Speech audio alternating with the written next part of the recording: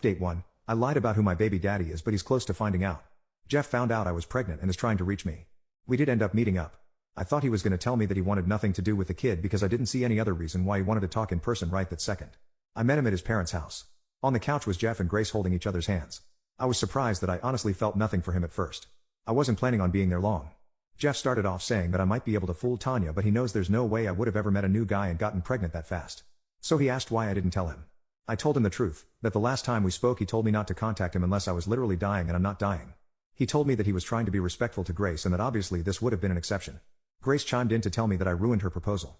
I found out later that the party at his parents' house was for him to propose to Grace in front of all their friends and families. Tanya waited until after the proposal, and when people were giving speeches she told Jeff she was so glad he got away from me and wasn't going to be stuck raising my baby. Then all hell broke loose at the party apparently. Hearing that he proposed hurt so much because he never wanted to marry me. He dated her not even half as long as we did and she got a ring. I put on a brave face and acted like it didn't bother me, but it absolutely did. His mom told Grace that it's not my fault and now wasn't the time for that. Then Jeff told me that obviously I can't move now. I told him that I already did and I was only in California for the weekend. He countered saying that I have to move back. I told him no, I'm not doing that. He said, well, I can't just leave. At that point I got frustrated and told him that I left months ago. My job is in my home state. I bought a house. All my doctor's appointments have been there. I established residency there a long time ago. California isn't my home anymore and hasn't been for half a year now. Then he got frustrated and got up to approach me asking if he's just supposed to send a paycheck once a month and saying this wasn't how it was supposed to happen. He just found out I was pregnant a few hours before, but I assumed he was talking about his life plans? I told him that if he was worried about this screwing up his plans for the future that he had nothing to worry about. I don't want or need anything from him. I've planned everything out from finances to childcare when I return to work to even setting up my baby's college fund. It's all taken care of already. He didn't really say anything. I told him he can still get married to Grace and have his own family someday. I promised I wouldn't bother or blame him for anything. My baby will be loved and cared for. Jeff got teary-eyed and told me that I know how he feels about this. He was referring to when he broke up with me and said that he didn't want to be a dad because he didn't think he'd be a good one due to abandonment issues. I told Jeff that he's not his bio dad. That he's better than him and always will be. His mom started crying at this point, I guess from seeing how his dad's abandonment still affects him to this day.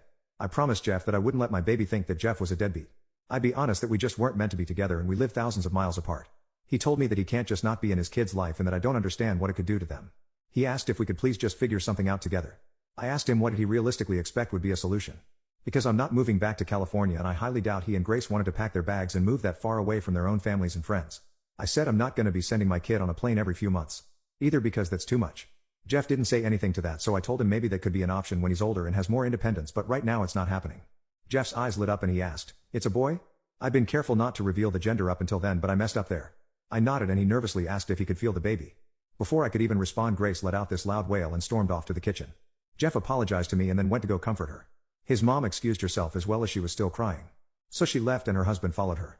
That left me and my friend awkwardly standing alone in the living room. All we hear is his mom sniffling in the hallway and Grace sobbing while talking to Jeff in the kitchen.